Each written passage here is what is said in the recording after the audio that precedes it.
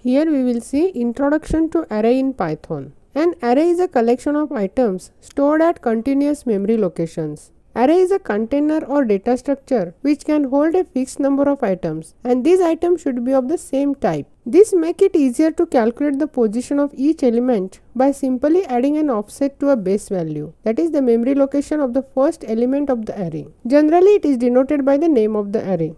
A Python array is a container for several pieces of the same data type in a single variable, which allows to group together components of the same type. Python arrays are highly efficient because they perform a wide range of operations, including filtering the data, applying mathematical functions to chunks of data, and even formulating visual user interface. Python array is popularly used in domains such as data science and machine learning to execute algorithms in most data types. Most of the data structures make use of arrays to implement their algorithms. Then we'll see when should we use the Python array. Python array may be used to keep track of large amount of information. When you need to process data in dynamic way, Python arrays are beneficial. Python arrays are substantially quicker than lists since they consume less memory.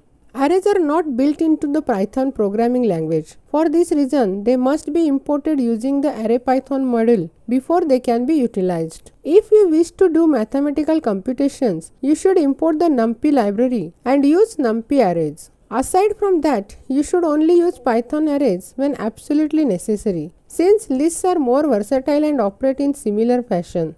Different advantages of using array are: arrays can handle every large data set efficiently. Arrays are computationally memory efficient. Array provides faster calculations and analysis than list. It provides diverse functionality with several Python packages that make trend modeling, statistics.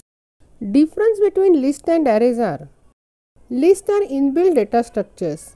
For array, we need to import array or NumPy library. Lists are enclosed in square brackets. Array need to enclose using .array function. List can contain elements of different types. Array cannot contain elements of different types.